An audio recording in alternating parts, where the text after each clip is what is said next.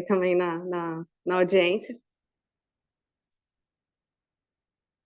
Acho que agora começou, né? Bom dia a todas e todos os presentes. Meu nome é Aline Inglês, sou responsável atualmente pela Superintendência de Articulação Institucional da Secretaria de Estado da Mulher do Rio de Janeiro. Falo aqui em nome da secretária Heloísa Guiar. Gostaria de dar boas-vindas a todos os municípios presentes. Gostaria de agradecer mais uma vez a parceria do Instituto Promundo, professor Luciano, professora Luísa Tanuri aqui presentes.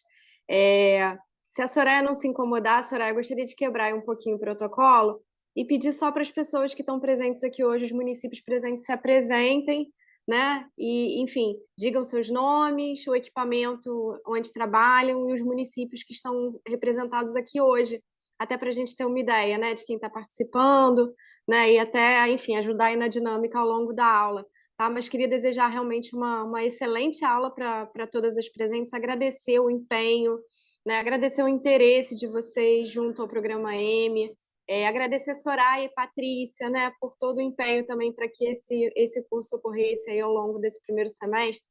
Foi um primeiro semestre de mudança, a gente teve a criação da Secretaria da Mulher, né? Então, enfim, a gente foi aí trocando as peças com o carro andando, mas eu acho que a gente está concluindo aí com sucesso, né, Soraya? Eu acho que a adesão tem sido boa, os técnicos têm se interessado, têm participado, tanto do programa M quanto do Capacite Mulher. Então, para a gente, na Secretaria da Mulher, é uma felicidade poder proporcionar isso também para os técnicos, para os gestores, né? Gestoras especialmente, as técnicas especialmente, dos municípios, dentro dessa lógica, né, da responsabilidade do Estado, quanto à qualificação permanente desses profissionais que atuam aí nas políticas para as mulheres.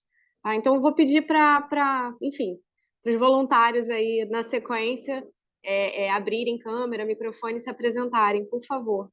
Tá bom, gente? Bom dia, obrigada.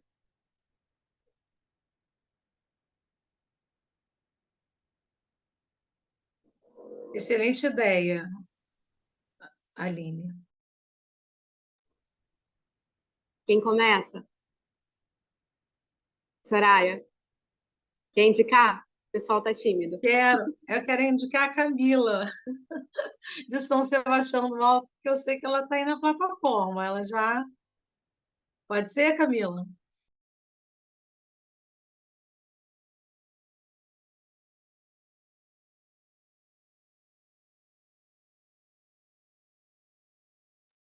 A Estela abriu a câmera, então de repente pode ser a Estela, eu acho. Bom dia, eu sou assistente social do CRES, do município de São Sebastião do Alto. Bem-vinda, Estela, um prazer conhecê-la. Obrigada, Aline. Bom dia, meu nome é Vilma e sou assistente social no CEAM de Magé. Né? Estamos aí, o CEAM de Magé está acompanhando essa edição aí com o pessoal da Serrana.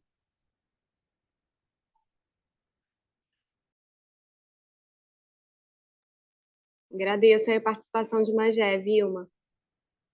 Próximo.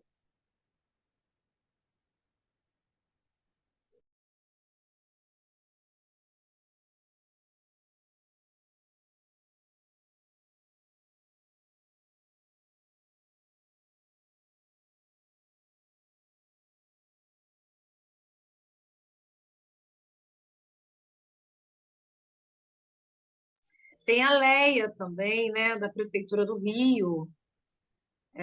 Não é serrana, mas é um prazer que ela participe também. Ela é psicóloga, não é isso?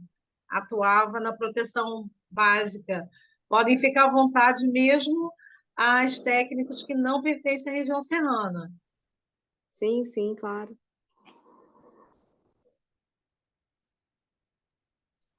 Sim, Mas eu ok, sou Léa.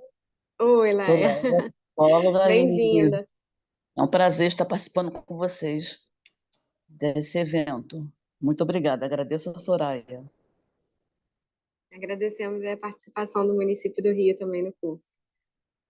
Soraya, deixa a condução aí agora por sua conta, né? Se o resto aí das participantes tiverem mais tímidas, enfim, acho que também a gente não pressiona, né? mas queria só desejar uma boa aula aí para todas e agradecer novamente a Luciano, a Luísa, enfim, Soraya e Patrícia pela organização, tá bom? Fico aqui mais um pouquinho assistindo. Bom dia para todas e todos.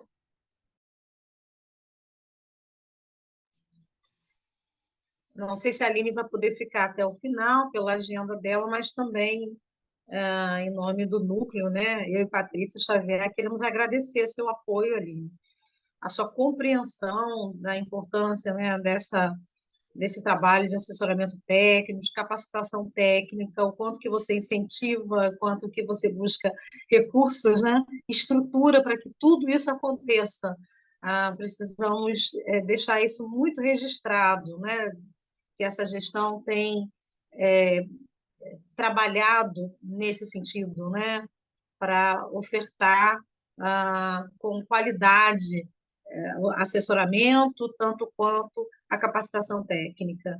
E hoje o tema é masculinidades, um tema também bastante complexo para ser discutido entre os homens, imagina, entre as mulheres.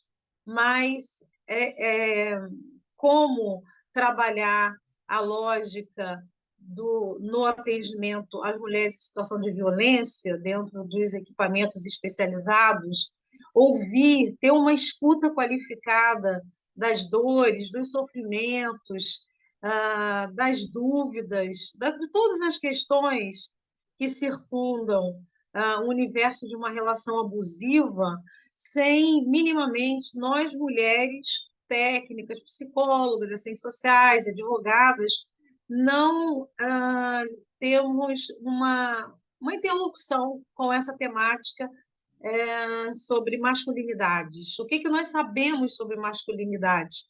Às vezes nós sabemos pouco ainda, né, sobre as nossas questões da feminilidade, imagina das masculinidades. Então, acho que o Luciano tem esse lugar de fala. Nós desejamos que o vídeo sendo gravado tenha um alcance muito maior, especialmente para os nossos colegas assistentes sociais também, que trabalham dentro do CREAS com violação de direitos e que tantas vezes eles atendem essas mulheres. Nós temos essas informações. Então, é isso. Mais uma vez, Aline, muito obrigada aí pelo apoio, pela parceria, que você tem sido mais que uma chefe, né? Uma superintendente, mas tem sido, assim, também uma companheira, no sentido de entender toda essa complexidade aí do universo técnico. Obrigada aí também às gestoras, né? Imagina, Soraya, esse é um compromisso da secretária Heloísa. Eu acho que ela tem priorizado também a questão da qualificação, ela tem falado isso para os secretários também, então isso é uma prioridade da gestão dela, tá? Verdade. Agradecer as gestoras, né, que também incentivam as equipes a participar.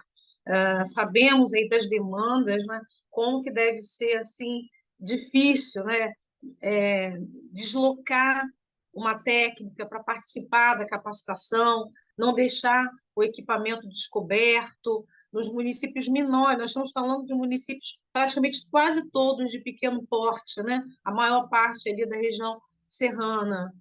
E então agradecer a compreensão das gestoras e gestores e as equipes técnicas também que estão presentes. Luciano, a Luísa, agora com a palavra.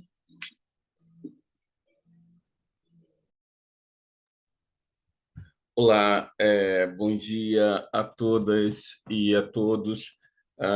Que bom a gente estar aqui hoje para mais um encontro para discutir sobre masculinidade. Acho que aquilo que Soraya traz, né, na fala inicial dela é importante, né? Quando existe essa pergunta, né, de por que falar sobre masculinidade, né? E aí ontem, que foi o Dia do Orgulho Internacional do Orgulho LGBTQIAPN+, saiu uma pesquisa muito interessante. É uma pesquisa que acho que nos coloca no lugar de entender como a violência à população LGBTQIAPN+, acontece no Brasil, mas também nos coloca num lugar de entendimento de quem pratica essas violências, né? E essa pesquisa, por exemplo, ela nos mostra o quanto o Brasil é o país que tem os maiores índices de violência contra a população LGBTQIAPN+, né? E, por outro lado, os perpetradores dessas violências são, em grande medida, os homens heterossexuais, cisgêneros, né? São eles que aplicam essas violências contra a população LGBTQIAPN+. Ao mesmo passo em que a gente também sabe, e vocês mais do que ninguém sabem disso, né? Vocês que trabalham com o tema de enfrentamento à violência contra a mulher, que estão na rede, né, de proteção, vocês sabem que os autores dessas violências são os homens, né? Que os homens são os grandes autores desse modelo, desse tipo de violência, e que, ao longo da história, a gente foi trabalhando muito e somente com as mulheres. Né? Eu sempre digo isso porque eu acho que esse é um marco importante da gente pensar. Ao longo da história, a gente foi trabalhando sempre e somente com as mulheres. No processo de empoderamento dessas mulheres, no processo de entendimento das mulheres do que são violências, porque muitas mulheres estão em contexto de violência sem nem saber que estão em contexto de violência. Mas e é extremamente louvável, é importantíssimo, é necessário que sejam feitos trabalhos com mulheres. A gente não está colocando uma coisa ou outra de forma nenhuma. Porém, é extremamente necessário que nós também trabalhemos com os homens, porque é extremamente importante trabalhar com os autores da violência. Se os homens são os autores da violência, a gente precisa trabalhar com eles na perspectiva de que eles entendam que existem outras possíveis masculinidades. E aí, eu nunca falo esse conceito de nova masculinidade, porque não acredito que exista nova masculinidade. Tem hoje aí muita ideia de coaches de masculinidade que eu critico toda a vida, porque eu acho um absurdo coach de masculinidade. O que existe são outras masculinidades. Aí, esse é o ponto, esse é o lugar que a gente precisa chegar. Né? A leitura de outras masculinidades, onde a gente consiga trabalhar não somente com o homem depois de cometer a violência contra a mulher, mas de trabalhar com o homem para que ele não cometa violência contra a mulher. Né? Porque a gente bem sabe, como já dito na nossa primeira aula sobre masculinidades, os homens são os maiores autores das violências contra as mulheres e também são autores de violências contra eles mesmos. Porém, e esse é um outro ponto importante aqui, né, que eu quero trazer. Porém, essa nossa aula sobre masculinidades não está ligada a olhar para sofrimento dos homens, porque também esse é um outro ponto importante que a gente precisa se ater, que esses movimentos e grupos que vão discutir assim, nossa, mas como os homens sofrem, né? Nossa, mas como os homens, coitados, né? Não, não. Porque antes deles, ou juntamente com o sofrimento deles, está o nível de capacidade que esses homens têm de violentar, de matar, de maltratar pessoas de outro gênero ou de outras orientações sexuais. Né? Então, assim, é importante a gente entender que ele sim, ele se maltrata, mas ele também mata, ele também maltrata outras pessoas dentro desse contexto.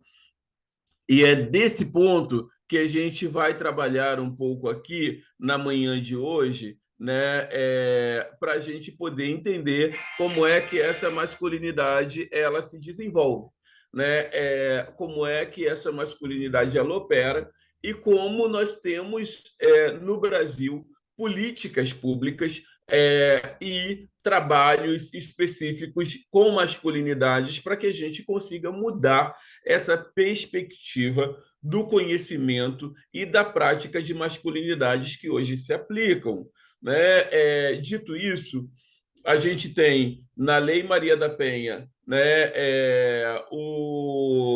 a proposta dos grupos reflexivos com homens no Brasil, né, que é uma proposta extremamente vanguardista, né, na organização e na operação da lei. E a gente tem algumas experiências, né, de masculinidades ocorrendo no Brasil, de grupos de masculinidades ocorrendo no Brasil e que vale a pena a gente trazer e pensar nesse nosso contexto. Eu queria, porque eu sei, pelo que eu estou vendo aqui, tem um grupo bastante novo, então eu queria trazer para vocês, como primeiro ponto, uma discussão, e aí eu vou resumir bastante essa discussão, porque na nossa primeira aula, que foi uma aula presencial, se eu não estiver errado, foi presencial, ocorrida aqui no centro do Rio de Janeiro, a gente discutiu um pouco sobre essa ideia das masculinidades. Mas eu sei que tem gente nova aqui, e só para a gente ter um alinhamento conceitual rápido, eu gostaria de trazer uma pirâmide que vai ajudar a gente a entender como as masculinidades se organizam. Bem, eu acho que eu já consigo fazer. Eu preciso só, Luísa, ser habilitado para poder. Pronto, já consigo. Obrigado. E aí, bom, aqui a gente tem essa pirâmide que ela é importante para a gente entender como as masculinidades se organizam. Tem uma antropóloga que se chama Mara Viveiros Vigoya, que é uma antropóloga colombiana, que ela diz o seguinte, que a gente precisa, primeiro, romper com essa ideia de masculinidade que a gente tem, que é uma ideia de masculinidade baseada em conceitos eurocêntricos, né? Porque quando a gente pensa, por exemplo, que masculinidade é tudo igual, a gente está falando de uma masculinidade europeia, né? Já que o conceito de masculinidade ele nasce na Europa, já que a ideia do que é ser homem vem a partir de um formato de colonização. Então, a gente precisa entender que a Mara Viveiros Vigoya, que é uma especialista no tema de masculinidades para a América Latina, ela diz que a gente precisa romper com essa ideia de masculinidade eurocêntrica, né? Com essa ideia de masculinidade europeia. E, partindo disso, ela propõe que a gente pense o seguinte, a masculinidade ela é encarnada, ela ocupa um corpo, né? Ela ocupa um contexto e também ocupa um território, né? Ela ocupa um contexto e ocupa um território. Ela é encarnada, ela ocupa um território e ela é um espaço vivo, né? Quando a Mara nos propõe isso, né? Então ela diz que é preciso minar a ideia de uma masculinidade abstrata, universal e desencarnada. Ou seja, a masculinidade tem um corpo, ela ocupa um lugar no universo e ela é concreta. Ela é concreta. É importante a gente entender isso para a gente poder entender que a masculinidade do homem que está em Magé, vou trazer aqui um exemplo de um município que está aqui. Não é a mesma masculinidade do homem que está em Cabo Frio. E não é a mesma masculinidade do homem que está em Campos. E não é a mesma masculinidade do homem que está em Itatiaia, que não é a mesma masculinidade do homem que está em Petrópolis. É importante a gente entender que cada lugar, cada território ocupa um modelo de masculinidade e que ali a masculinidade é performada a partir de um ponto específico. E aí, assim, teríamos algumas questões para a gente pensar, como, por exemplo, né, a gente, quando vai fazer análise de contexto, né, a gente vai sempre querer entender território e querer entender como aquele grupo que a gente está estudando, que a gente está pensando a política pública, atua dentro daquele território, né? Aí a gente até vai dizer, não, nossa, mas aqui os homens, eles são mais machistas a partir desse viés. Ah, não, mas aqui nesse outro território, até que isso não aparece tanto, mas aparece esse outro viés aqui. Isso para a gente entender que essas masculinidades, elas ocupam lugares diferentes, ocupam performances diferentes, e ocupa formatos diferentes, né? Então, não dá para a gente ter a ideia de que a masculinidade ela é universal, ela é neutra, né?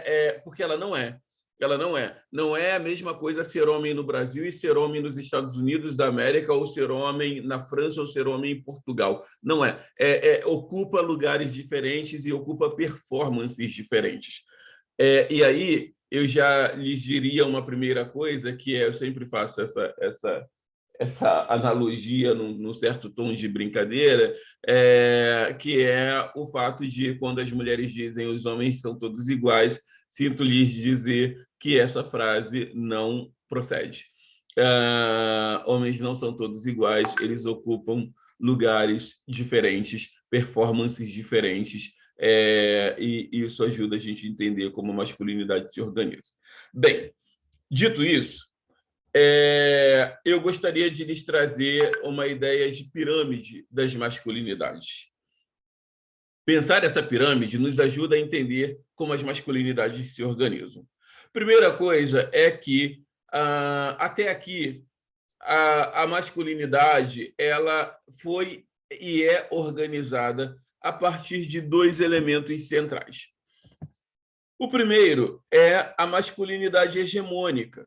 A gente precisa pensar que a masculinidade hegemônica, tal como ela existe, ela se organiza a partir da ideia de homens brancos, heterossexuais, cisgêneros e de classe média. Esses são os pressupostos para você ocupar a masculinidade hegemônica. As masculinidades subalternas, elas estão organizadas por homens negros, não brancos, homossexuais, bissexuais, homens negros, não brancos, homossexuais, bissexuais, transexuais, pobres, periféricos. Sobretudo quando a gente está falando de homens não brancos, a gente está falando ali de homens indígenas, homens de outras etnias, né?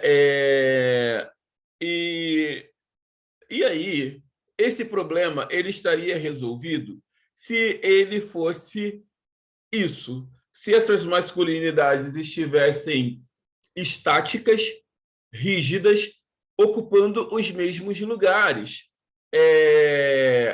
historicamente, e para todo sempre. Porém, ela não está, né? É importante a gente entender que essa pirâmide ela não é estática. Mas acontece uma coisa que é importante. E aí eu quero abrir alguns parênteses para a gente poder pensar. O primeiro é o seguinte: tem um filósofo, um psiquiatra martinicano chamado Frantz Fanon, e Fanon vai dizer o seguinte: quando ele começa a pensar a masculinidade dos homens negros, Fanon tem um livro chamado Peles Negras, Máscaras Brancas, que é um livro que data de 1952.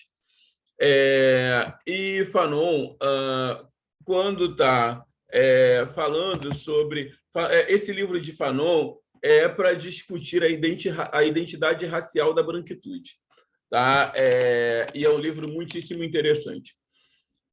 E Fanon, quando pega o tema da masculinidade negra para discutir dentro desse livro, ele diz o seguinte, num trecho do livro, ele vai dizer o seguinte: o que é o homem negro? O homem negro não é homem, ele é negro. E, por ser negro, já retira dele toda e qualquer ideia de humanidade. Dados todos os processos históricos que eu já trouxe na aula anterior, não vou trazer aqui de novo, porque senão tomaria um bom tempo, dado todo o processo de colonização, de escravização que nós vivenciamos no Brasil, por exemplo, e em outros países escravizados também, mas o Brasil, como a gente sabe, é o último país a abolir a escravatura.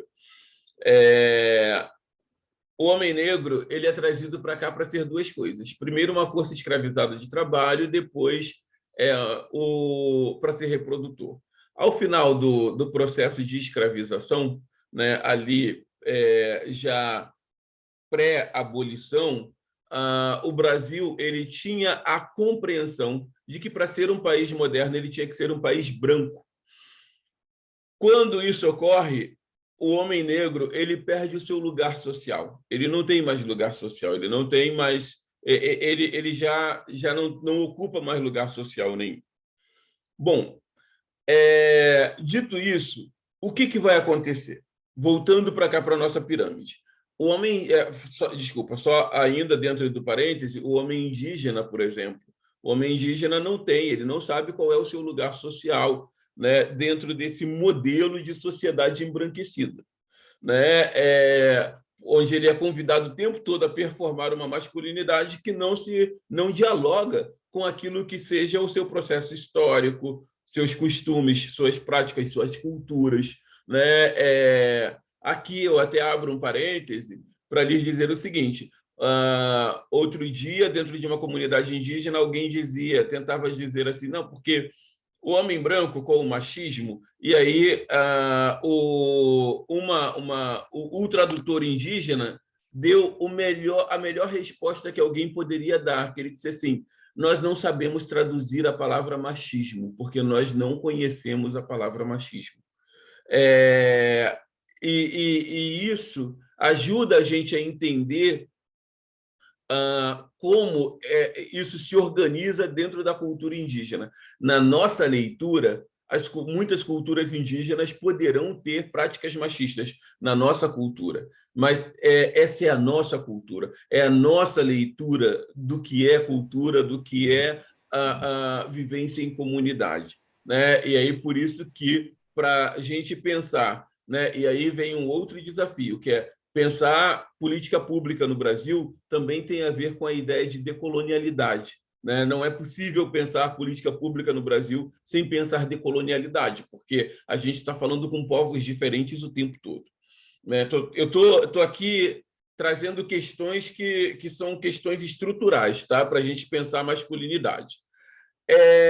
E aí, quando a gente está falando sobre masculinidade hegemônica e masculinidades subalternas, a gente precisa pensar que elas estão dialogando. O que eu quero dizer para vocês? Que dentro do interior de masculinidades, a gente tem uma luta constante o tempo todo. Tem uma luta que está posta aí o tempo todo. Não é um movimento estático, onde todos os homens são iguais, onde eles estão o tempo todo performando violência, etc, etc. Não, tem uma luta no interior das masculinidades. E como é que essa luta se dá? Essa luta se dá por uma masculinidade hegemônica que emergiu até hoje, olhando para essas características da masculinidade hegemônica, e olhando para as masculinidades subalternas. As masculinidades subalternas são aquelas de homens que não são reconhecidos enquanto homens pela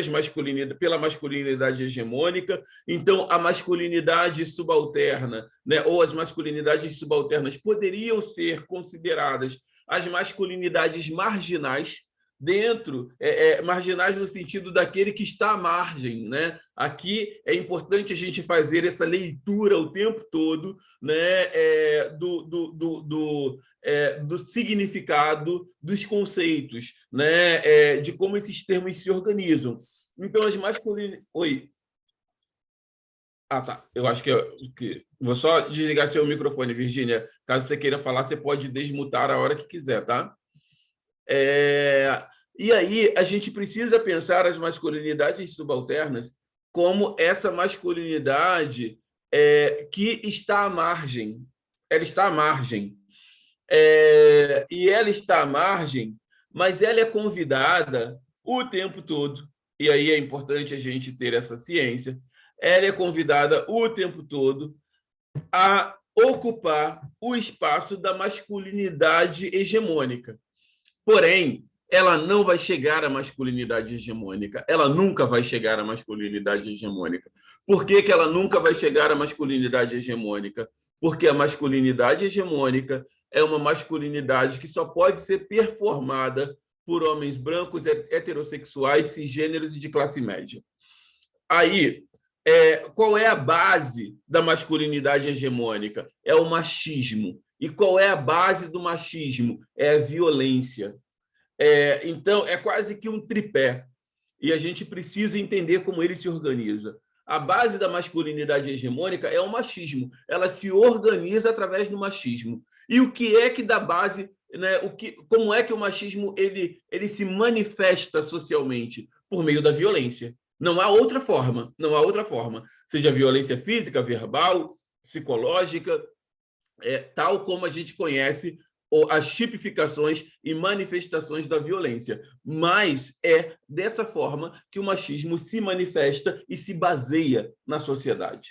Né? E esse processo, ele é o quê? Ele é histórico, ele é sociológico, ele é psicológico, ele se dá em todas essas vertentes, mas é assim que ele se organiza, é assim que ele se manifesta. E aí a gente vai ter essa ideia da masculinidade hegemônica, né? Ela atuando, só que para ela atuar e se manter, ela precisa ser convidativa para os homens que ocupam as masculinidades subalternas. E como a gente só tem até agora, 29 de junho de 2023, a gente só tem até agora um modelo de masculinidade reconhecido pela sociedade, que é a masculinidade hegemônica. Os nossos meninos, os nossos rapazes e os homens, eles passam a vida inteira tentando chegar a esse modelo ideal de masculinidade, a esse modelo ideal do que é ser homem. E aí eu tragaria alguns exemplos, né? A gente vive falando para os meninos ainda pequenos, seja homem. Quando eu digo seja homem, eu estou dizendo que existe um modelo de masculinidade ideal.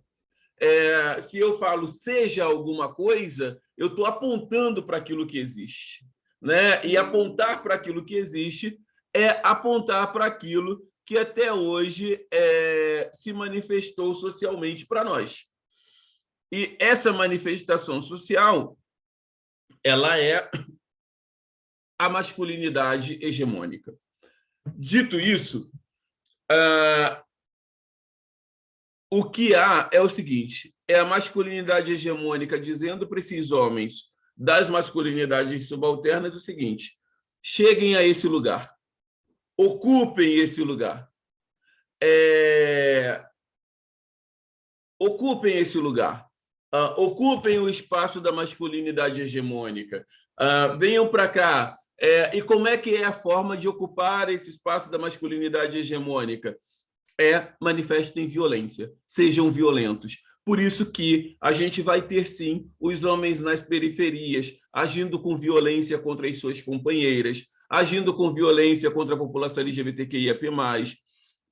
A gente vai ter homens negros sendo violentos. Outro dia, eu até ouvia um podcast com a Conceição Evaristo e ela dizia uma coisa que eu achava assim extremamente importante. Ela dizia: homens negros, vocês não precisam ser violentos com as suas companheiras negras, porque a gente já tem algozes demais, né? Então, que era praticamente um convite para os homens negros, que é aquilo que Bell Hooks também faz, né? No livro A Gente é da Hora, que eu indicaria para que vocês pudessem ler, por exemplo, né? Esse livro da Bell Hooks, onde ela diz que homens negros e mulheres negras estão mais próximos do que imaginam e que, por isso, seria importante que os homens negros entendessem quais são os seus lugares sociais. Outra coisa importante é a gente dizer o seguinte: a gente vai ter muitos homens trans, né, que performam machismo, né? E por quê? Porque muitas vezes esse é o único momento em que esses homens negros conseguem, desculpa, em que esses homens trans conseguem, de alguma forma, se perceber enquanto homem. A gente vai ter muitos gays também performando machismo, que é onde eles entendem que se aproximam mais dessa masculinidade, desse homem heterossexual, cisgênero, né? E que, por isso, ele vai poder ser menos violentado dentro dessa sociedade. Para a gente perceber o quanto o machismo ele é perverso, né? E o quanto essa prática da violência ela vai acontecendo desde as nossas infâncias. A gente vai ter meninos, né, que desde muito cedo começam a performar modelos de machismo para poder dizer, né, socialmente, por exemplo, que são homens e serem reconhecidos enquanto homens, nessa ideia do seja homem, né? Você precisa ser homem. Bom, digo tudo isso para a gente entender que esses homens que ocupam as masculinidades subalternas não chegarão nunca a ocupar a masculinidade hegemônica, mas eles estão fazendo um exercício constante e que chega a ser cansativo de performance de masculinidade baseada no machismo para chegar até lá. E aí a gente vai ter, sim, homens negros, homens periféricos, homens pobres, que, dentro das relações com suas companheiras, e aí eu estou falando de homens heterossexuais, né, que dentro, ou bissexuais, que dentro de relações com as suas companheiras, eles vão, muitas vezes, performar violência. Eles vão, muitas vezes, praticar o machismo, porque é a forma que eles encontram de reconhecimento, é quase que uma ideia de reconhecimento social de masculinidade. E aí a gente precisa trabalhar com esses homens a ideia de outras masculinidades, para que, assim, a gente consiga ter uma sociedade onde esses homens não performem ou entendam que não precisam performar esse modelo de masculinidade para serem reconhecidos enquanto homens, porque ser homem é outra coisa completamente diferente do que a gente aprendeu até aqui. Bom, como a gente está fazendo esse processo online, eu queria parar um pouco essa apresentação e abrir aqui para a gente trocar, se vocês quiserem, alguma coisa sobre esse ponto específico, e aí eu já avanço para as metodologias até hoje reconhecidas de trabalhos sobre masculinidades e como elas vêm se desenvolvendo. Mas eu também queria entender se faz algum sentido para vocês isso que eu estou trazendo aqui.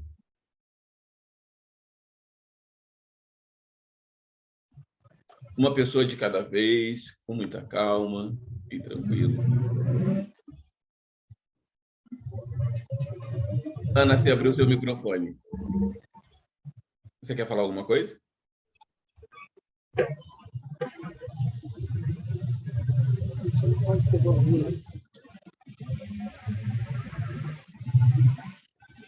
A gente está te ouvindo um pouquinho de longe.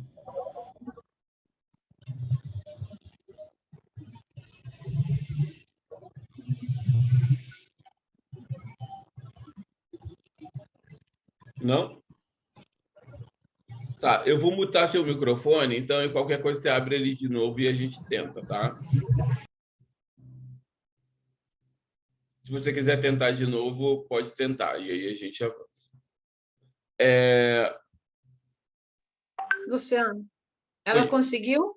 Ela conseguiu, Luciano? Acho que não. Acho que não, mas também não tem problema. Luciano, a questão que eu quero colocar é uma proposição já recorrente de quem, e eu penso que a compreensão, o sentimento da Patrícia Xavier, que é minha companheira de assessoramento técnico, é o mesmo, e é a mesma compreensão, de que é uma temática que fala sobre masculinidades num espaço que acompanha mulheres em situação de violência cometida por homens, né, frequentemente. Qual é a conexão, né, que essas técnicas e também técnicos do CRES, que porventura esteja aqui, porque na maior parte dos municípios da região serrana não há equipamento especializado. Somente, se eu não me engano, em 3 municípios, né, de maiores portes, Teresópolis, Petrópolis e Friburgo.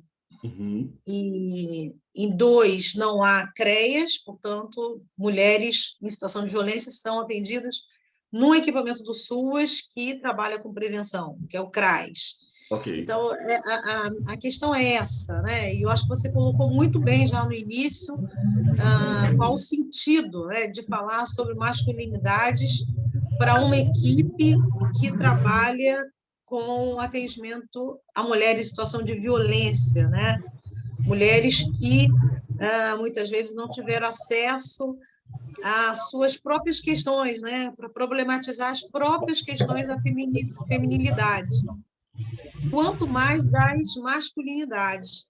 Então, trazer essa questão das masculinidades, ela pode parecer surpreendente no primeiro momento, né, para ser discutido principalmente com uma equipe multidisciplinar que atende mulheres em situações de violência, mas que você colocou muito bem no início.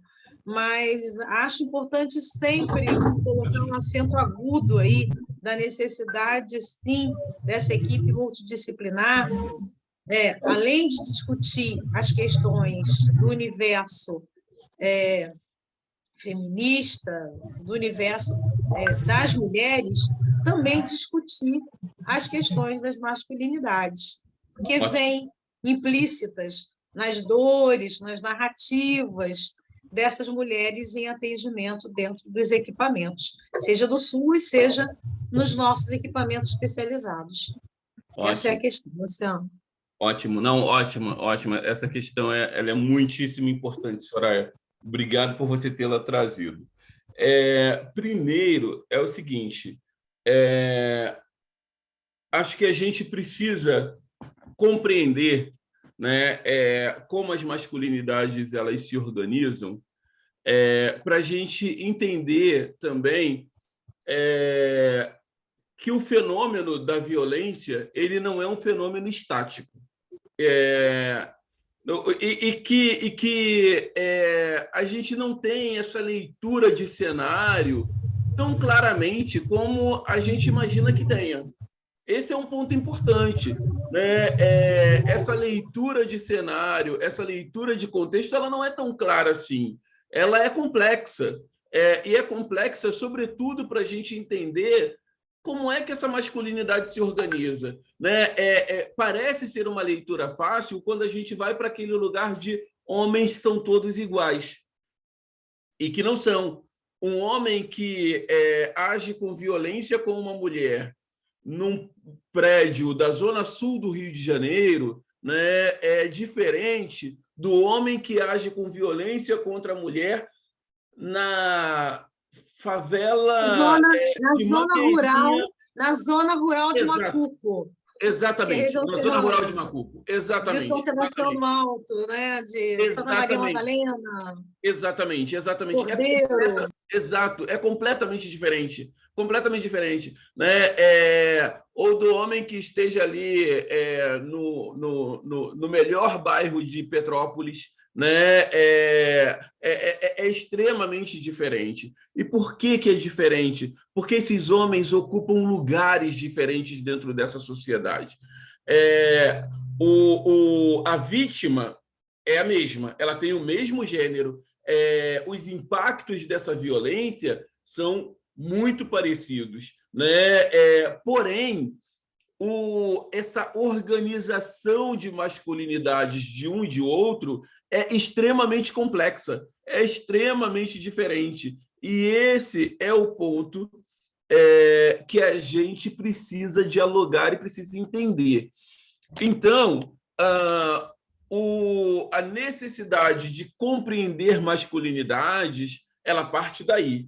Primeira coisa, ela parte daí. Né? Ela parte de eu preciso ter a leitura do que é isso. E depois também, porque tem uma coisa que eu tenho defendido muito, é o fato de pessoas que trabalham com grupos reflexivos com mulheres, por exemplo, ali, nesses grupos com mulheres, abordarem também o tema de masculinidades, porque muitas vezes essas mulheres são mães de meninos, e esses meninos que viram a mãe em situação de violência durante tanto tempo, eles também manifestam esse tipo de violência. Né? É óbvio que a gente não está falando de uma regra, mas eu já ouvi, né, vários profissionais trazerem casos em estudos de caso, né, em diálogos formativos, onde, e vocês já devem ter visto isso, onde quando o menino é posto com a mãe, né, num lugar, num espaço de segurança que essa mãe precisa ficar por um tempo, né, nesses espaços, nessas casas de acolhimento que as mães precisam passar por um tempo quando são vítimas de violência, depois de um tempo, esse menino começa a agredir a mãe, porque ele estava dentro de um contexto de violência tão naturalizado, estou usando aspas para isso, tá? Mas tão naturalizado para ele, que ele também começa a desenvolver isso. E aí a ideia quando eu trago e discuto masculinidades dentro do grupo de atividades com mulheres, é necessário, inclusive, para que essa mulher ela consiga entender como é que essa masculinidade se organiza, como é que ela se manifesta. Muitas vezes essa mulher vem de ciclos de violência, porque o pai foi um indivíduo violento, o companheiro foi um indivíduo violento, e ela começa a entender que masculinidade é somente esse espaço de violência. Então, desmistificar esse lugar da violência, do que é masculinidade, também para essa mulher é importante. E eu tenho defendido muito isso, da ideia de, nos grupos com mulheres, a gente também abordar o tema de masculinidade, porque a gente também está falando muitas vezes em contextos onde essas mulheres são as únicas cuidadoras desses meninos. Né? A gente está falando de famílias onde tem mãe solo, né? Famílias monoparentais, e que é a mulher a principal cuidadora. Né? Então, como é que a gente discute também com essas mulheres o tema de masculinidade? E aí, por isso é que é importante. Né? É importante para o profissional, para o técnico ou a técnica, ter a consciência e ter a ciência do que é masculinidade, para entender que o fenômeno da violência contra a mulher não é tudo igual. Apesar da gente ter normativas, a gente ter uma uniformidade do fenômeno da violência contra a mulher, etc., mas isso se aplica de formas completamente diferentes. Se você for fazer entrevista com um homem que agrediu uma mulher num bairro de classe média, ele vai trazer uma perspectiva. Para um homem que agrediu uma mulher num bairro extremamente empobrecido, ele vai trazer outra perspectiva. A grande questão é que a gente precisa entender que essas masculinidades elas se manifestam de formas diferentes. Né? Elas têm como base a violência, elas manifestam a violência, mas ainda assim elas têm nuances diferentes. E essas nuances só é possível a gente fazer a leitura quando a gente entende o que é masculinidade. E da mesma forma, para que a gente comece a trabalhar com essas mulheres vítimas de violência, né? Fazendo grupos com essas mulheres, etc. Em algum desses grupos, a gente vai ter que trabalhar com elas masculinidades, porque essas mulheres elas estão também tentando entender esse fenômeno, porque também não é nada muito simples, né? Como é que esse homem que eu amava até ontem, ou ainda amo, agiu com violência comigo? Por que ele agiu com violência comigo? Né? Como é que essa violência aconteceu?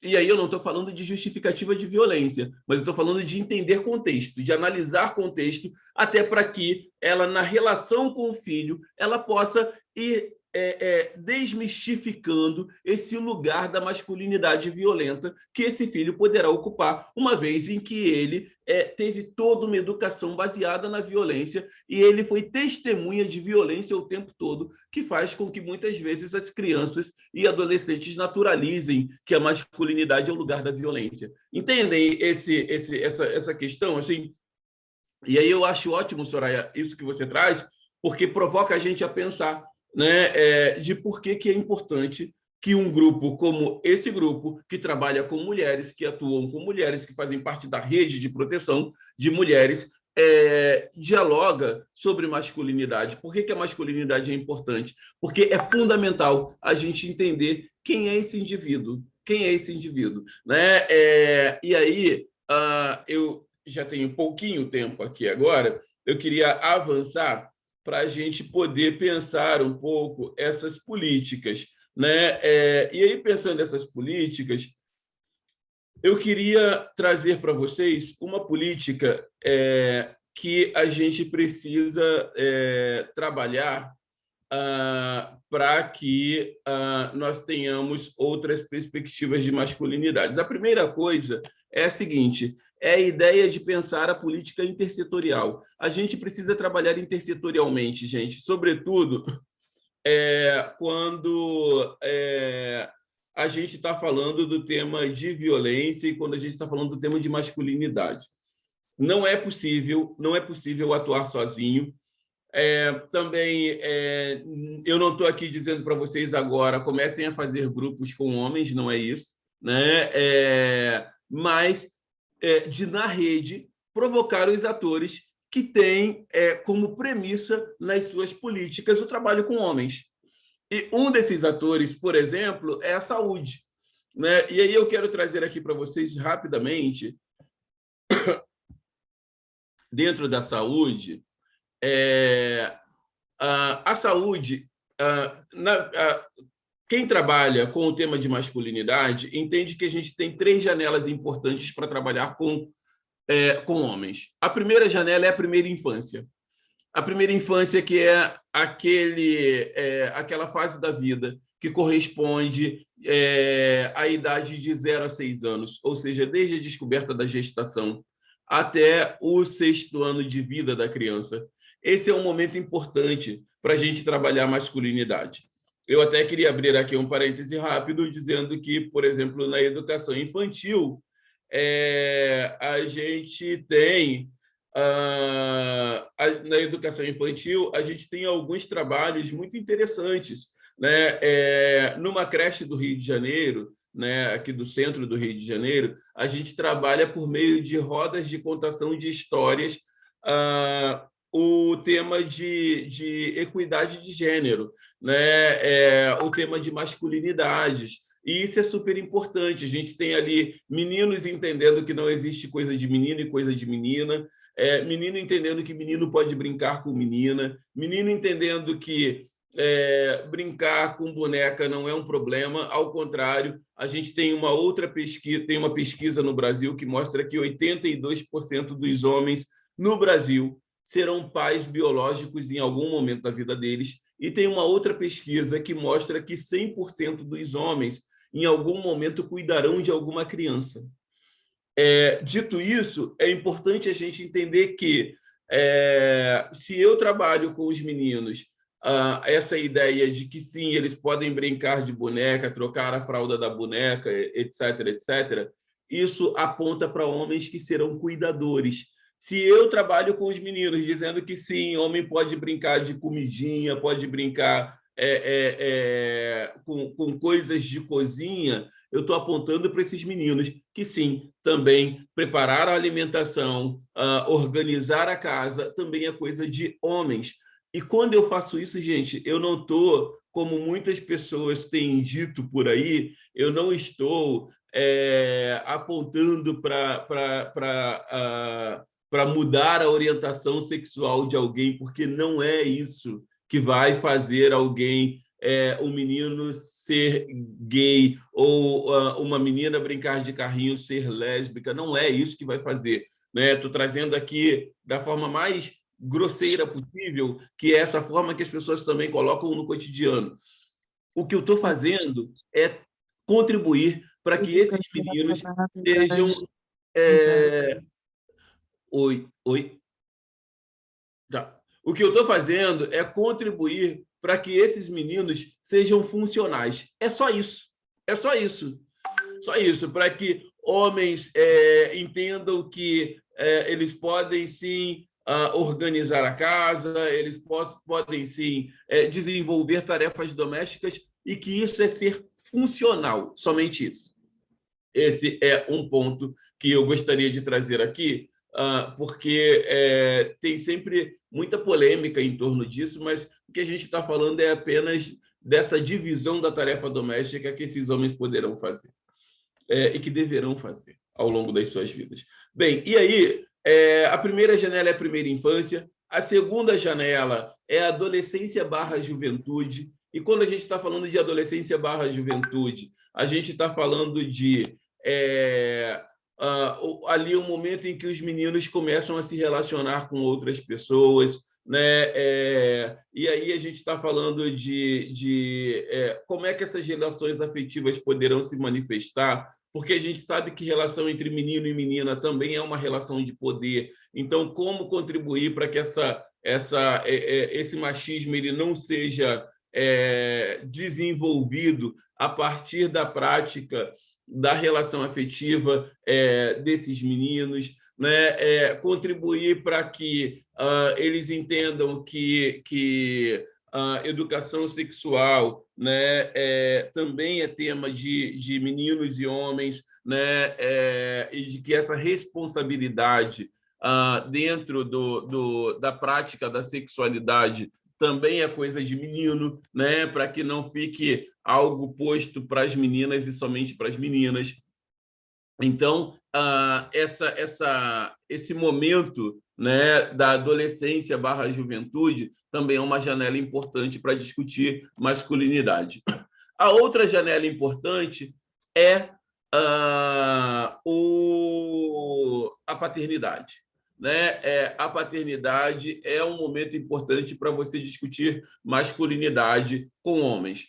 Inclusive porque essa mesma pesquisa, que é o tempo paternidade... o nome dela está aqui.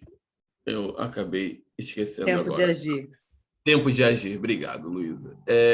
Tempo de agir. A situação da paternidade no Brasil, tempo de agir, ela vai dizer para a gente que 78% dos pais, dos homens, estão dispostos a desenvolver tudo aquilo que for necessário para o cuidado com o filho, né? Com o filho ou com a filha. Então, isso também tem a ver com o tema de masculinidades, porque a gente está falando de desenvolvimento de tarefas domésticas, tarefas de cuidado, etc. Bom, dito isso, no Brasil, a gente tem a Política Nacional de Atenção Integral à Saúde do Homem. Inclusive, o Estado do Rio de Janeiro tem um coordenador estadual de saúde do homem, que é o Dimas, né? E essa política... obrigado, Luísa colocou o link aqui. Essa política, né, ela contempla o seguinte: Ela é a principal política pública relacionada à paternidade existente no Brasil. Ela é importante ferramenta de difusão de relevância para o maior envolvimento dos homens pais na paternidade. Essa política foi inspirada em conferências internacionais e nacionais sobre a população e desenvolvimento sobre mulheres e saúde coletiva. Ela conta com a participação acadêmica e das organizações sociais. Ela foi instituída em 2009 no âmbito do SUS, ou seja, é uma política que já tem 14 anos. Né? Bom, e aí, essa política, ela é a principal diretriz dela é a promoção de ações de saúde para homens entre 20 e 59 anos. Por que homens de 20 a 59 anos? Porque é a grande maioria dos homens que não acessam os serviços de saúde básica no Brasil. Né? Ela reconhece a perspectiva relacional de gênero como um forte dominante de saúde para a população masculina, a paternidade como porta de entrada dos homens para o sistema de saúde.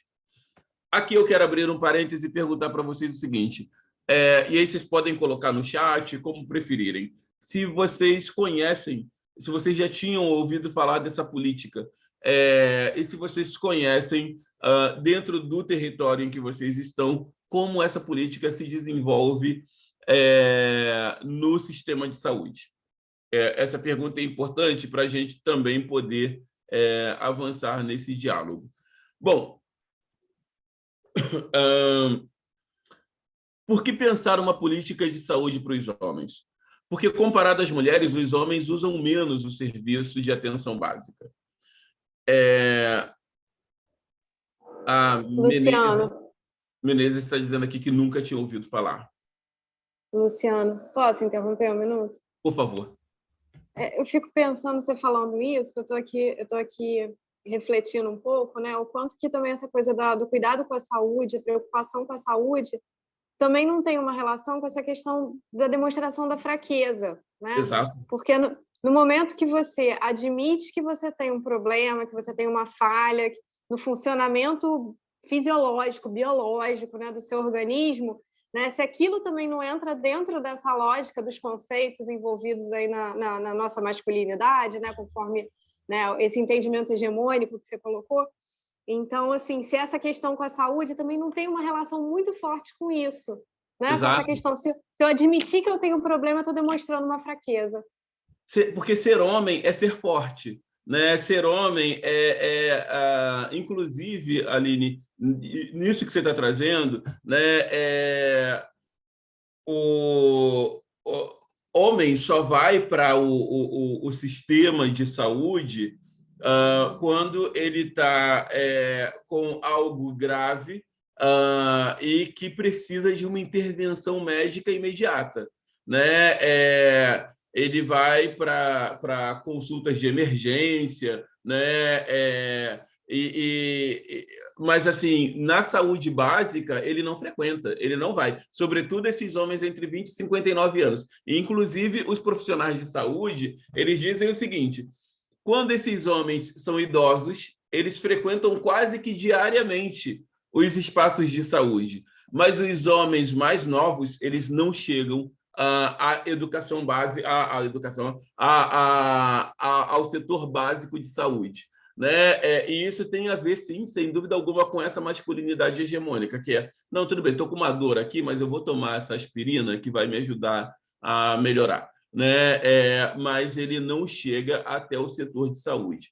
E quando chegam ou com as suas companheiras, ou filhas, ou a mãe, ou a irmã, eles não vão sozinhos, nunca, nunca. Né? Esse também é um outro fator interessante a trazer. Então, esses homens usam menos os serviços de atenção básica e de prevenção de saúde e mais os serviços de atenção especializada e de emergência. Outra coisa é que homens fumam mais. Homens consomem mais bebidas alcoólicas e outras drogas. Os homens se alimentam de forma menos saudável. Eles se envolvem mais em acidentes, se envolvem mais em situações de homicídios. Cometem mais suicídios. Esse é um ponto importante. As mulheres tentam mais, mas os homens chegam até o final, em maior escala.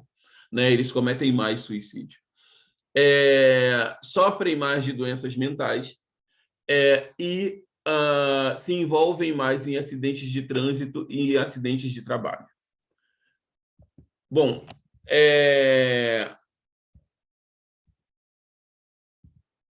e aí, a Política Nacional de Atenção Integral à Saúde do Homem, ela aponta para a implementação dessa política, né? Ela se dá por meio da Coordenação Nacional de Saúde do Homem. Então, no Ministério da Saúde, tem uma coordenação, que é a Coordenação Nacional de Saúde do Homem, e essa coordenação possui 5 eixos. Um é o acesso e acolhimento de homens na saúde básica. O 2, saúde sexual e saúde reprodutiva.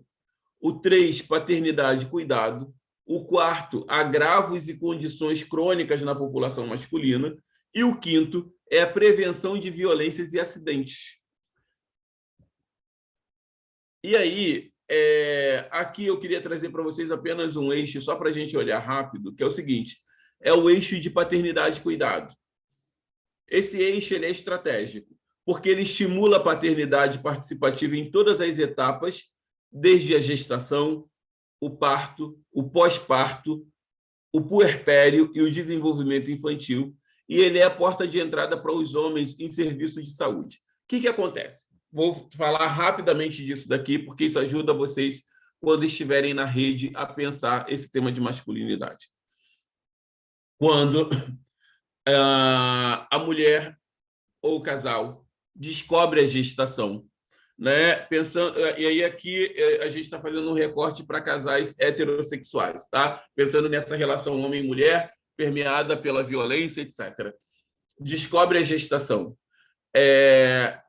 Na primeira consulta, onde essa gestação ela é confirmada, essa mulher ela é convidada, se ela foi junto com o pai da criança ou o parceiro dela, esse parceiro ele é chamado a ir para um outro espaço, e nesse outro espaço ele vai fazer todos os exames iniciais necessários. Glicose, testagem de glicose,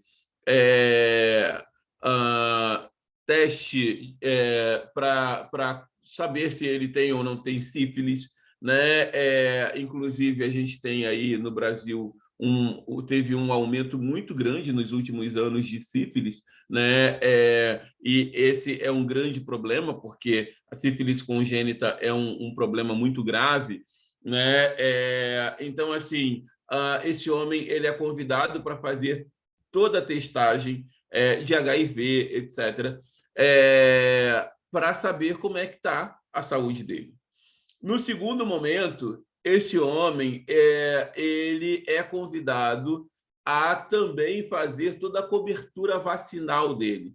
Ou seja, o homem, junto com a mulher, ele vai ser cuidado no processo de gestação. Por isso que se chama pré-natal do pai parceiro, que é o momento em que esse homem também é cuidado pelo sistema de saúde. Junto disso, ele é convidado para, em algumas sessões dentro do próprio sistema de saúde, discutir sobre paternidade, sobre o que é paternidade, sobre como cuidar da criança, para todo um processo de gestação de fato. Isso dentro do sistema público de saúde. Outra coisa é que, muitas vezes, esses homens alegam não poder chegar até o sistema de saúde por causa do horário, mas, por isso, muitas unidades de saúde já atendem com horário estendido, que é para esses homens serem atendidos nesses espaços. Hoje também tem se discutido uma coisa muito forte dentro do Ministério da Saúde, que é super importante, que é essa ideia de ampliação, né,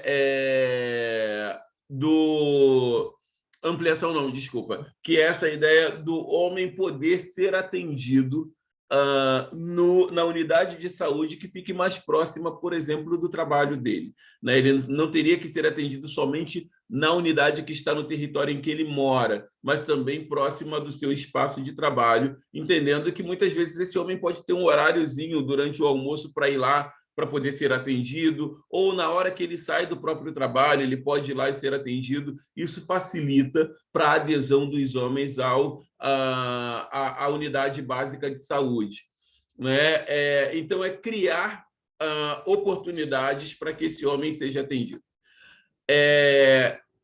E aí, o pré-natal do parceiro, eu quero voltar para cá, desculpa, o pré-natal do parceiro, ele é esse momento em que o homem ele vai entender o que é a paternidade, o que é o processo de gestação, de parto, pós-parto, puerpério e desenvolvimento infantil.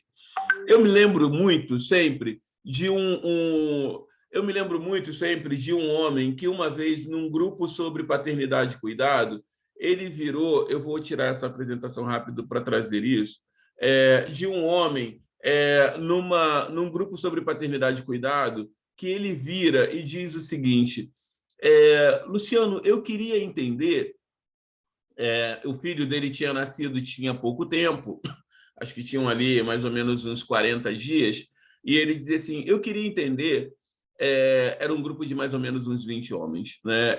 E ele dizia assim, Luciano, eu queria entender, agora, depois que meu filho nasceu, depois de quantos dias eu posso ter posso ter uma relação sexual com a minha parceira, né? Eu posso ter uma relação sexual com a minha esposa.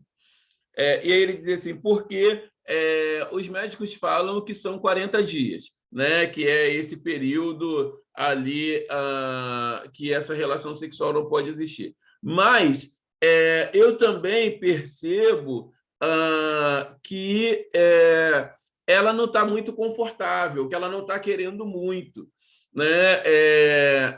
E aí, quando ele traz aquela questão dentro do grupo, ela é super importante. Por que ela é importante?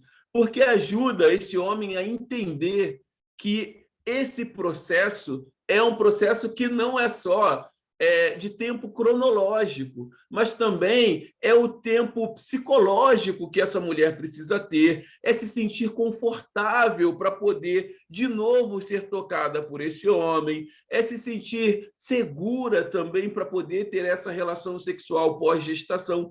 E aí, quando ele traz isso no grupo, isso também contribui para que ele não haja de forma violenta com essa mulher, para que ele não haja de forma violenta com essa mulher, a ponto de vulnerabilizá-la ainda mais naquele processo pós-gestação e de primeiros dias ali e de puerpério. E aí, naquele grupo, a gente começou a falar, porque também tinham outros homens que eram pais, né, e que já haviam tido outras gestações, começaram a falar para ele, né? Olha, é importante que ela se sinta segura, as mulheres dizem que é um momento muito difícil, e aí a gente foi trazendo elementos para ele, apontando que não era só o tempo cronológico, né, que era importante, que não era, chegou 40 dias, podemos ter relações sexuais, mas era trabalhar, dialogar com ela, conversar com ela sobre isso. E aí tem um ponto importante. Os homens entenderam ao longo da vida que eles não podem expor essas fragilidades, esses receios, esses medos, ou esses não entendimentos com as mulheres, porque um dos elementos do machismo é que a mulher é inferior aos homens. O machismo coloca isso, né, para os homens, que essas mulheres são inferiores a eles. E aí, a ideia ali que a gente foi fazendo foi dialogue com a sua companheira, converse com ela, né, tente entender dela como é que ela está se sentindo. E isso foi essencial para que ele pudesse criar conexão com essa mulher, para que eles pudessem ter uma vida sexual saudável pós-gestação, né? Então, assim, muitas vezes esses homens eles têm entendimento zero do que seja esse lugar da gestação, do que seja esse lugar de pós-gestação, puerpério, o quanto todos esses hormônios eles dificultam, né, a vida dessa mulher durante a gestação, ali nos primeiros dias depois da gestação. Eles não entendem qual o lugar que eles ocupam no puerpério. E quando a gente tem um sistema de saúde que está preocupado com essa paternidade, que desenvolve o programa de pré-natal do pai parceiro, ajuda para que os homens entendam quais são os seus lugares durante gestação, parto e pós-parto. E outra coisa que também é importante, gente, vocês que atuam com política para as mulheres, né, é que quando a gente tem homens participando do processo de parto, há menos tendência dessas mulheres sofrerem violência obstétrica. Quando os homens participam do parto e estão cientes do que é sua participação no parto, há menos risco dessas mulheres sofrerem violência obstétrica, né? E a participação no parto, quando esse homem não agiu com violência contra essa mulher, quando esse homem não é uma ameaça à vida dessa mulher, a participação no parto é um direito do pai. Tá? Então, isso é importante a gente entender. Óbvio que quando a gente não está falando de relações baseadas em violência e quando esse homem não é uma ameaça à vida dessa mulher.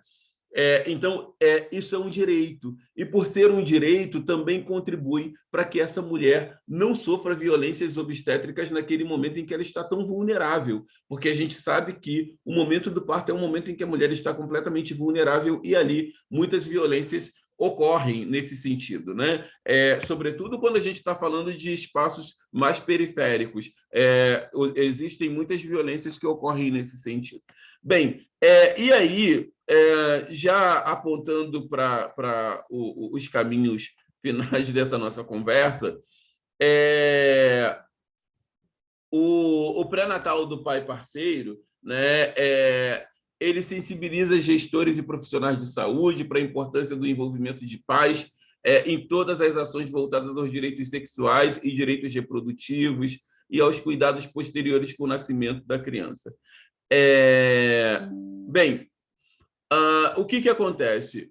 O slide posterior seria daquilo que eu já falei, que é o incentivo à participação do pai nas consultas de pré-natal, explicar e ofertar a realização de alguns exames de rotina, como teste de detecção de sífilis, pesquisa de anticorpos anti-HIV-1 e anti-HIV-2, dosagem de glicose, aferição de pressão arterial e verificação de peso, atualização do cartão vacinal, e orientar os pais para os hábitos saudáveis, né, da gestação. Bem, o que eu quero trazer aqui para vocês quando eu estou falando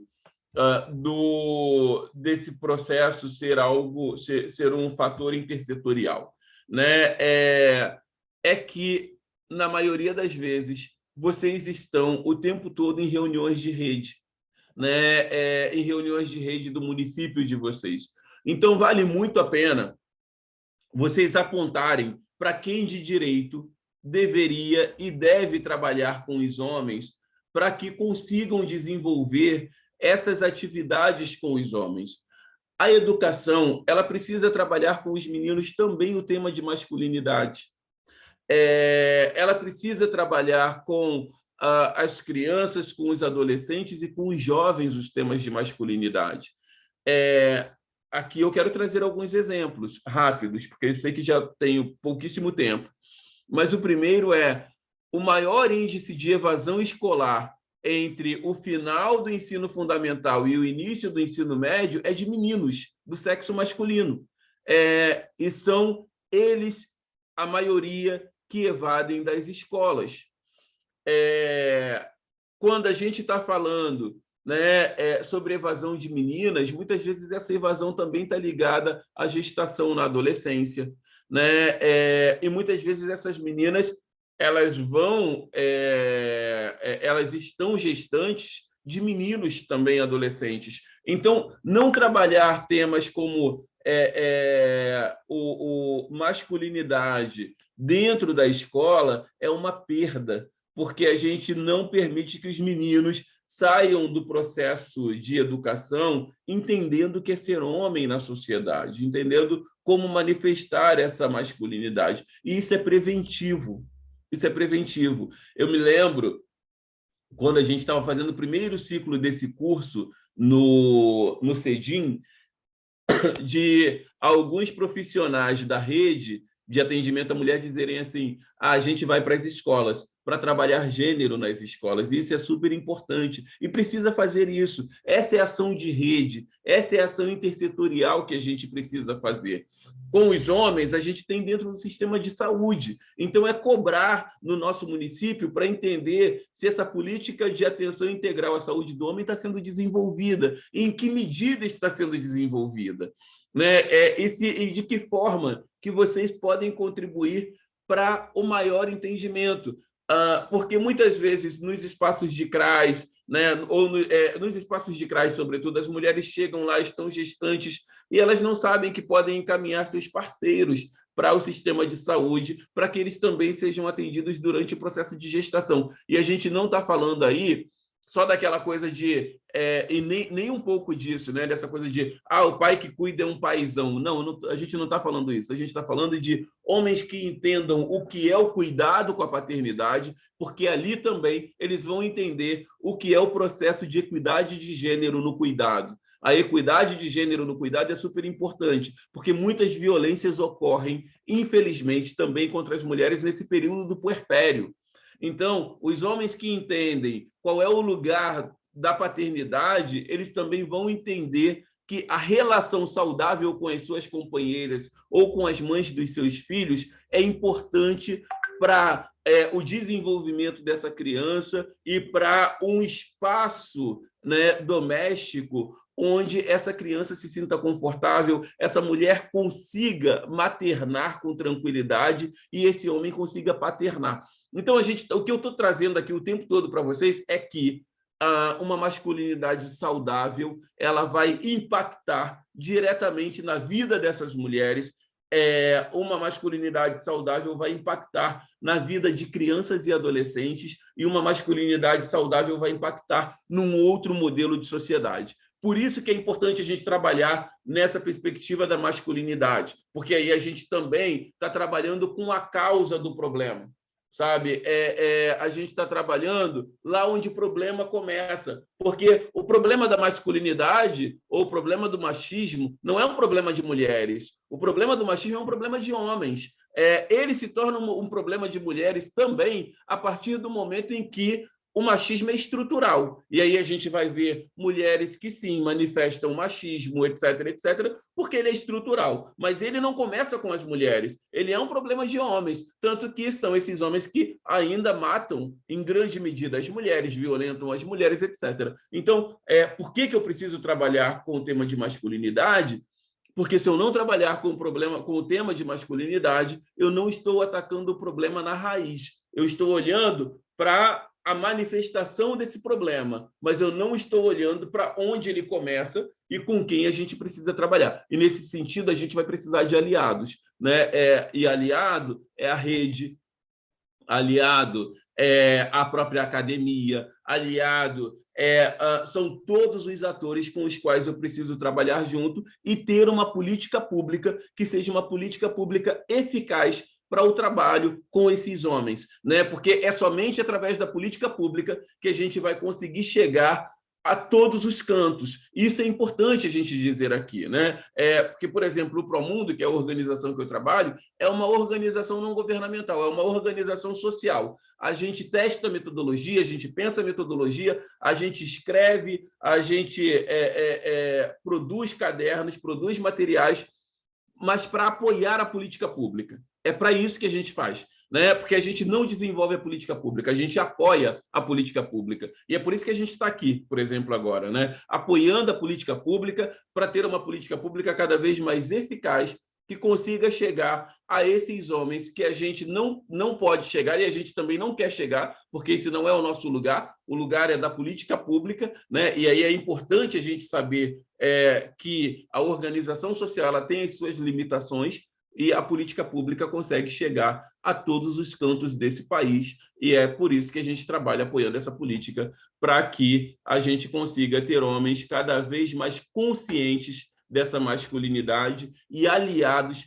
para a prevenção de violências, e aí a gente consegue chegar onde a gente deseja, que é uma sociedade onde as mulheres não tenham que morrer porque são mulheres, uma sociedade onde as mulheres não tenham que sofrer violência porque são mulheres, uma sociedade onde as mulheres não tenham que ter medo de andar na rua e terem seus corpos violados apenas porque são mulheres. E isso, sim, é o que a gente chama de violência baseada em gênero. Entendem? É isso que a gente chama de violência baseada em gênero, né? É você sofrer violência única e exclusivamente por causa do seu gênero, né? E é isso que a gente não quer mais. É isso que a gente não precisa mais. E por isso é importante a gente entender conceito de gênero, conceito de masculinidade, entender como é que essa masculinidade se organiza e como é que a gente pode dialogar com meninos e homens sobre outras masculinidades que precisam emergir para a gente sair desse lugar da violência. É isso, gente. Vamos seguindo e vamos construindo uma sociedade a partir de outras perspectivas de masculinidade. Obrigado. Aqui há uma pessoa que eu não sei o nome, desculpa, mas que fez um comentário que tinha sido um espaço enriquecedor. Obrigado.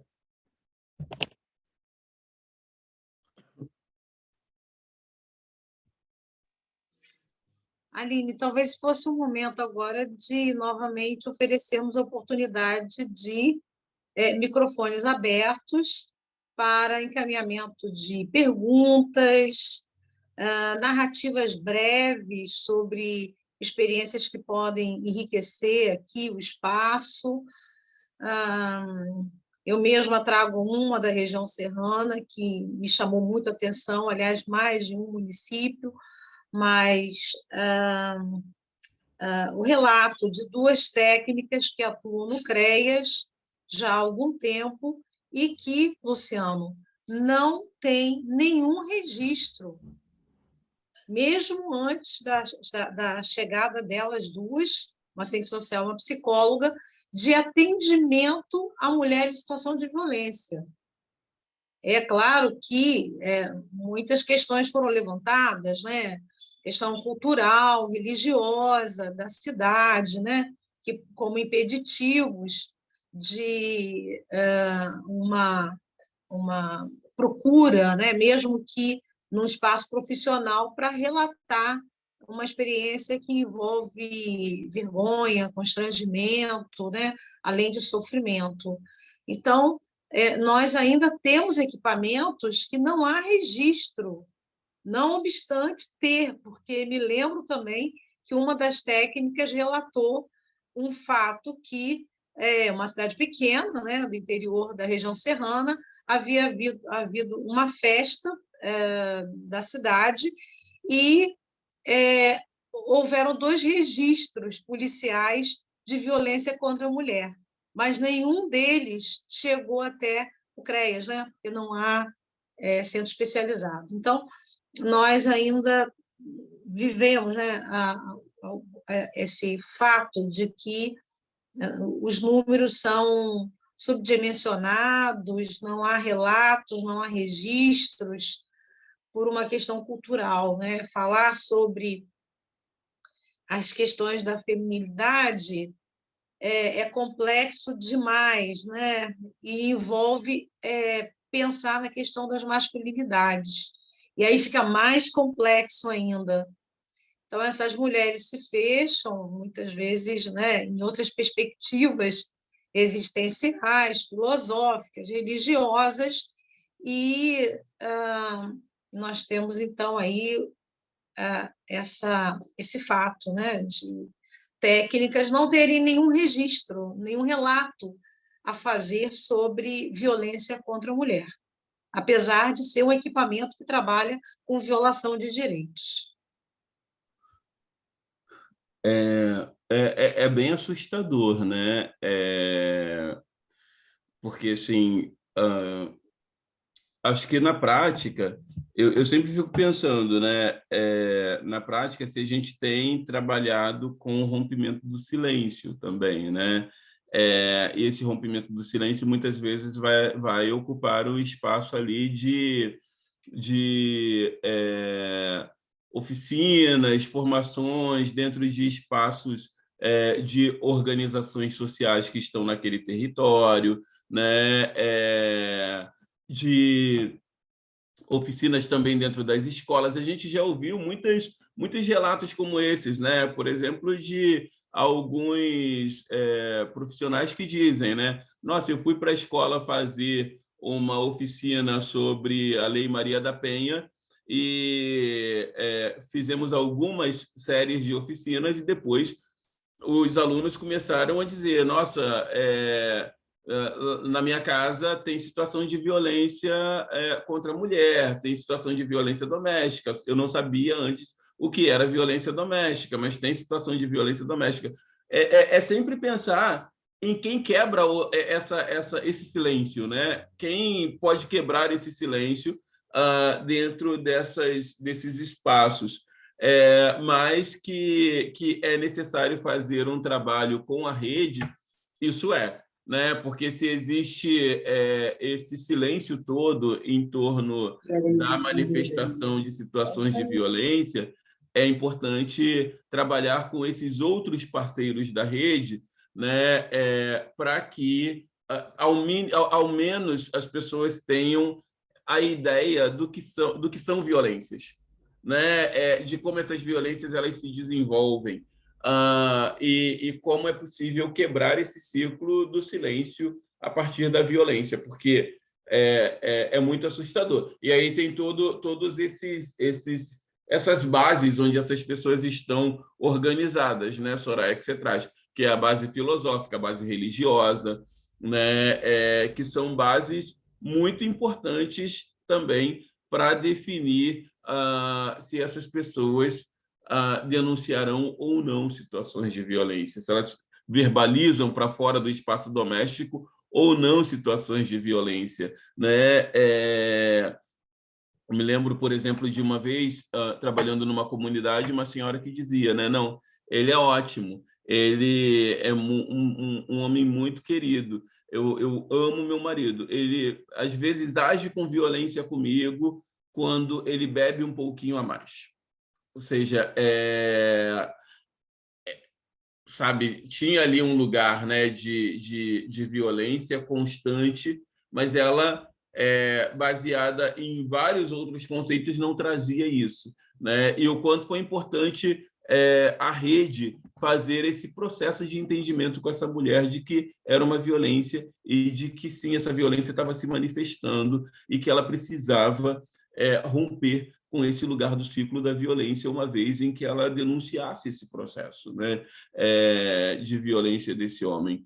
Então, assim, a gente precisa tentar entender com que parceiros é possível trabalhar dentro do território para romper com esse lugar do silêncio, porque tem um silêncio que está posto, né? Não sei se mais alguém quer trazer alguma questão ou alguma coisa a partir da ideia também de masculinidade, de como tem olhado para isso dentro do seu espaço de trabalho. Oi, bom dia. Não sei se vocês me ouvem. Super bem. Então tá bom. Bom dia, eu sou Ana Paula, sou assistente social do Centro de Referência da Mulher de Nova Friburgo. E ontem nós participamos, fomos convidados por uma empresa para falar sobre, né, o Centro de Referência e a maior parte, só tinham 2 mulheres, eram 40 homens e 2 mulheres. E quando nós começamos a falar das violências, me espantou muito que, assim, muitas coisas que nós falamos em relação à violência, os homens não sabiam que aquilo era violência.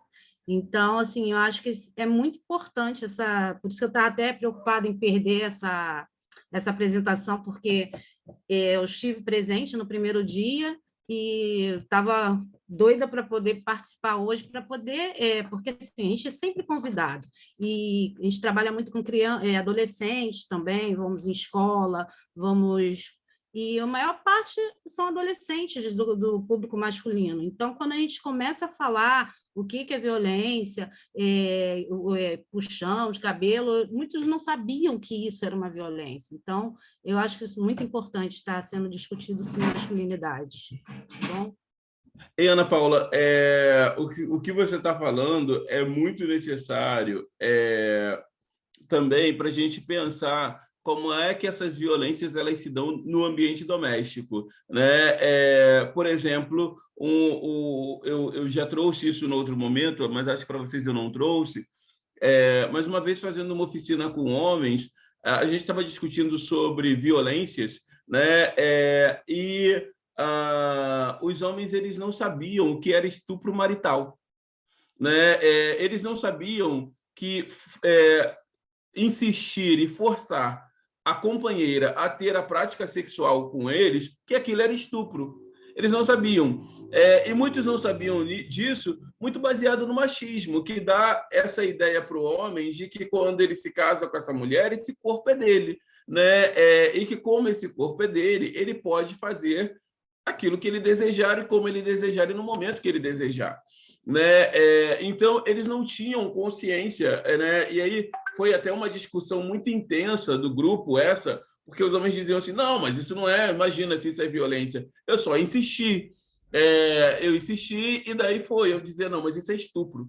Se você insiste com essa sua companheira, se ela não quer ter a prática sexual, você insiste e força ela a ter uma prática sexual, é estupro. E muitas vezes as mulheres também não têm consciência disso, né? Muitas vezes as meninas não têm consciência disso, né?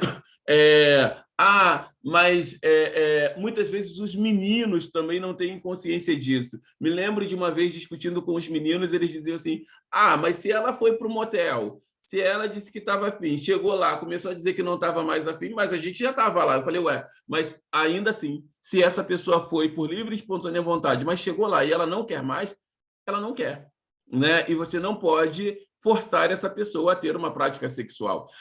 Então, para a gente poder entender como é que essas violências elas acontecem, né? Muitas mulheres também não têm a compreensão do que seja a violência psicológica, como essa violência se desenvolve. Muitos homens, muitas vezes, não têm a compreensão do que seja a violência psicológica, né? A violência patrimonial, né?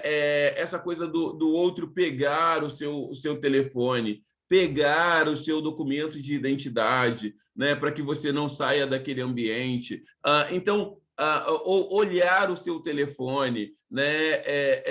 Essas coisas que no cotidiano elas podem parecer muito pequenas, né? Mas que elas são manifestação da violência e que as pessoas ficam ali o tempo todo, não, mas é só ciúmes, né? Ele tem tanto ciúme de mim que ele pega meu telefone para poder ver com quem eu estou falando e não conseguem fazer análise de que isso é violência, né? E que isso precisa ser configurado como violência.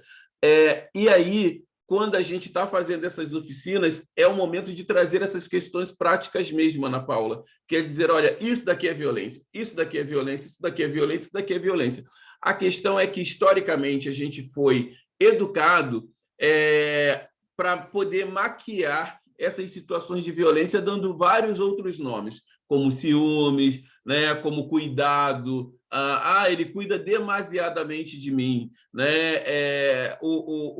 A própria lei do stalking, né? Agora, que é esse homem que vai perseguir essa mulher depois que acabou a relação, que vai para a porta do trabalho dela, ou que, sabe, isso não está ligado a ele me ama tanto que não consegue viver sem mim. Não, isso é violência, isso é crime, né? E precisa ser configurado como crime.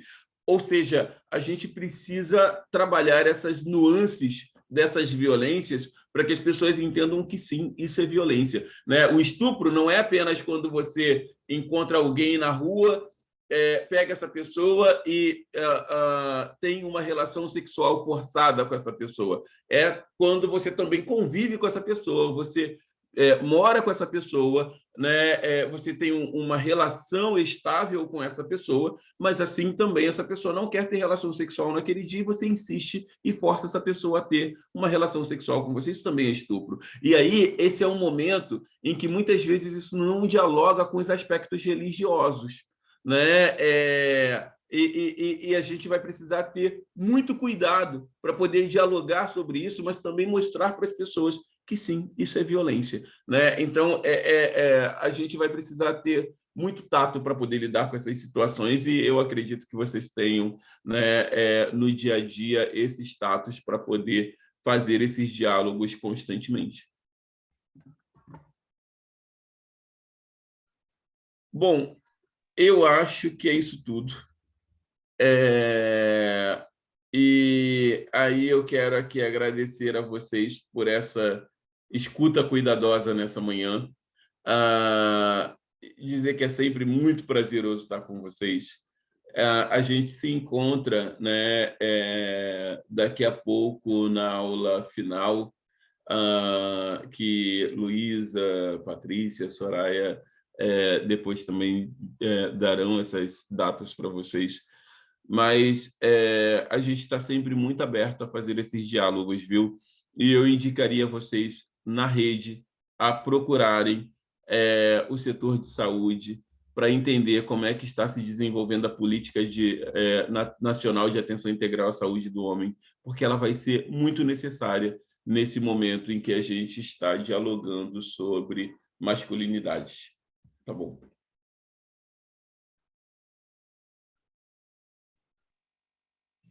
Obrigada, Luciano. Já coloquei no chat, dia 31/7, a última aula de certificação para a região serrana e também participantes de outras regiões que se integraram à região serrana. Quero também lembrar do Capacete Mulher, agora no dia 6 de julho, já coloco, eu sei que vocês têm já a agenda, o calendário. Nós vamos ter a professora Ariane Paiva falando sobre a intersecção entre a política de proteção à mulher, de proteção aos direitos humanos das mulheres e assistência social, que essas duas políticas estão sempre muito juntas, né? Ainda na maior parte dos municípios, quem